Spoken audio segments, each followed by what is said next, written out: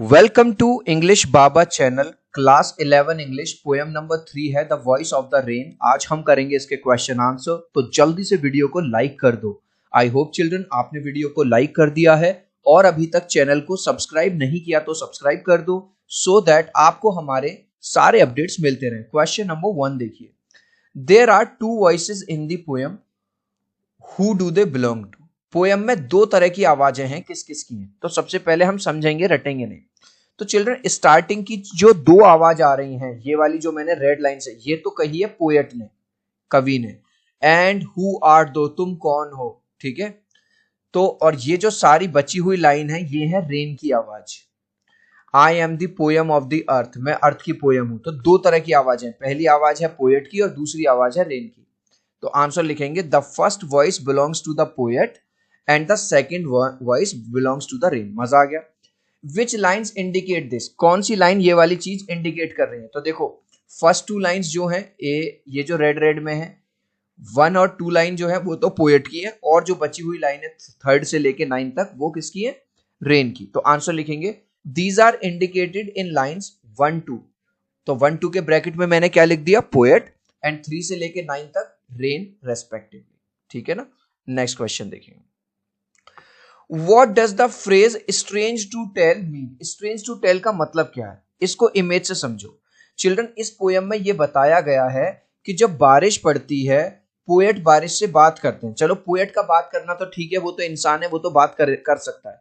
लेकिन क्या अगर आपके घर बारिश हो, क्या बारिश आपसे बात करेगी? नहीं, बारिश कभी नहीं बात करेगी। लेकिन यहां देखो पोयम में, इस पोयम में क्या बताया गया है? Strange to tell, give me an answer. Poet कह रहा है कि मैं बड़ा स्ट्रेंज हो गया, बड़ा हैरान हो गया कि पोएट जो रेन थी वो भी मेरे से बात करने लगी। तो ये वाली बात बड़ी हैरानी वाली है। आंसर लिखेंगे पूरा क्वेश्चन से। The phrase strange to tell means that it is quite strange, कि ये बड़ा स्ट्रेंज था, बड़ा अजीब था, फिनोमिना था, that rain is talking to the poet. कि भाई साहब, रेन जो है, बारिश, वो बात कर रही है, वो भी पोएट के साथ। There is a parallel drawn between rain and music. इसमें पोएट ने रेन में और म्यूजिक में, दोनों में काफी सिमिलरिटी बताई है। विच वर्ड इंडिकेट दिस, किस वर्ड से ये पता चलता है? तो सबसे पहले तो आप ये लिख दोगे, द फॉलोइंग वर्ड और phrases indicate the parallel between the rain and music. अब यहां पे जो पोएम में ये वाली लाइन है, ये वाली पोएम ऑफ द अर्थ,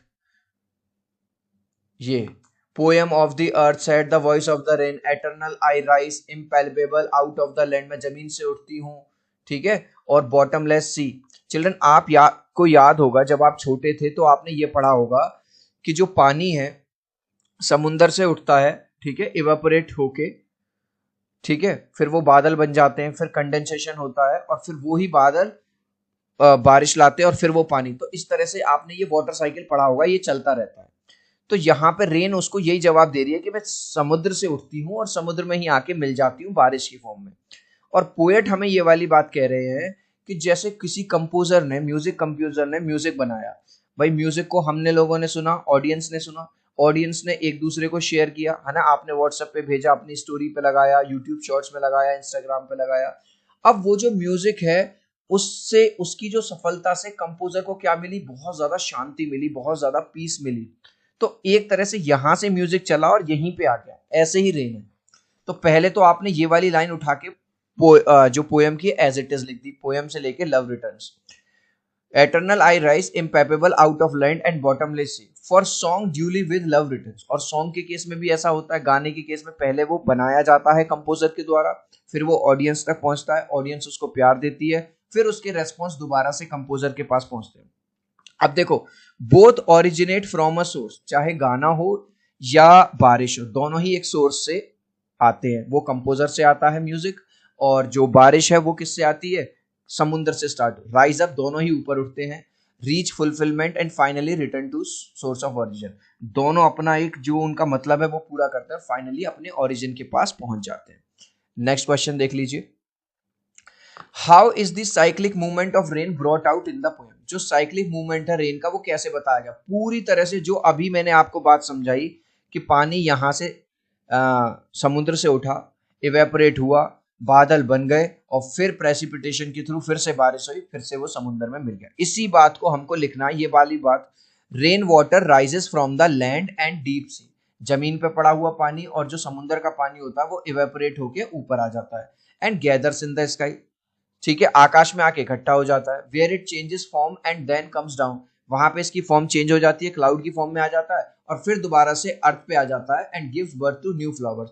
जब बारिश होती है तो नए फ्लावर खिल जाते हैं, नए प्लांट्स खिल जाते हैं, and then finally returns to the place of its origin, मतलब जमीन से उठा था और दोबारा जमीन पे ही आ गया।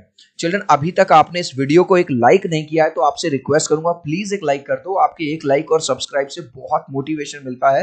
3 तक काउंट करूंगा चिल्ड्रन, प्लीज वीडियो को लाइक कर दो। 1 2 3। आई होप चिल्ड्रन आपने वीडियो को लाइक कर दिया है, चैनल को सब्सक्राइब कर दिया है। Thank you guys. Next question, why are the last 2 lines put within the bracket, जो आखिरी की 2 लाइन है उनको ब्रैकेट में क्यों रखा गया है? देखो, पहली 2 लाइन तो पोएट ने बोली थी और सारी लाइन रेन ने बोली थी। यहाँ पे ये जो लाइन है ना तो ये पोएट ने बोली, ये वाली 2 लाइन जिनको ब्रैकेट में रखा हुआ है, ना ही पोएट ने ना रेन ने, ये एक्चुअली सॉन्ग के बारे में बोला गया, म्यूजिक के बारे में, तो ना तो यहाँ पोएट के बारे में है और ना ही यहाँ रेन के बारे में है, इसलिए इन दोनों लाइनों को ब्रैकेट में रखा गया। तो आंसर लिख देंगे बस, the last 2 lines are about music while the first 9 lines are about rain. भाई जो आखिरी की जो 2 लाइन है जिनको किस में रखा गया है? ब्रैकेट में, वो एक्चुअली म्यूजिक के बारे में, वो पोएम के बारे में है ही नहीं, और जो शुरुआत की लाइन है वो सारी रेन के बारे में है। और ये वाली बात हम पहले ही पढ़ चुके हैं, पहली 2 लाइन्स में पोएट बोल रहा है, पोएट स्पीक्स, और 3rd से लेके 9th में कौन बोल रहा है? रेन बोल रहा है, ठीक है। बस तो यहाँ पे दोबारा से आप लिखना चाहो तो लिख सकते हो, but the last 2 lines are kept within the brackets to mark the difference in the speaker, इसलिए रखा गया है ये दिखाने के लिए कि स्पीकर जो है बदल रहे हैं। पहली 2 लाइन में पोएट है, फिर लास्ट में 9 तक रेन है, और जो लास्ट की 2 लाइन है जो उसमें ना पोएट है ना रेन है, वो केवल म्यूजिक के बारे में। अब list the pairs of opposite, opposite जो इस पोएम में आए हैं वो लिख दो। राइज डिसेंड, राइज का मतलब ऊपर जाना, डिसेंड का मतलब नीचे आना, डे नाइट दिन रात, रैग्ड अनरैग्ड, बस ये 3 अपोजिट आए हैं। इस लास्ट क्वेश्चन का आंसर आप मुझे दोगे कमेंट सेक्शन में, देखूंगा कितने बच्चे राइट आंसर देंगे। पर उससे पहले आपको ये बता दूं, अगर आपने अभी तक हमारे एमसीक्यू चैनल को सब्सक्राइब नहीं किया है तो एमसीक्यू चैनल को सब्सक्राइब कर लेना। आप लोगों के प्यार और सपोर्ट से 2 लाख से ज्यादा सब्सक्राइबर उस पर हो गए हैं, ठीक है। जैसा कि क्लास 11th में हो, हर सब्जेक्ट में 20 मार्क्स के एमसीक्यू आएंगे, इस तरह का लोगो है, लिंक डिस्क्रिप्शन में। तो who speaks in the first 2 lines, मैंने बताया था ना, जो पहली 2 लाइन है वो किसने बोली है? वो पोएट ने बोली है, रेन ने बोली है, या म्यूजिक ने बोली है? आप चाहो तो अपने आंसर में कमेंट में ए बी या सी लिख देना, मैं समझ जाऊंगा। सो आई होप मेरा ये वीडियो आपको बहुत अच्छा लगा होगा। प्लीज वीडियो को लाइक कर देना, चैनल को सब्सक्राइब कर देना। अब हम मिलते हैं अगले वीडियो में, बाय बाय।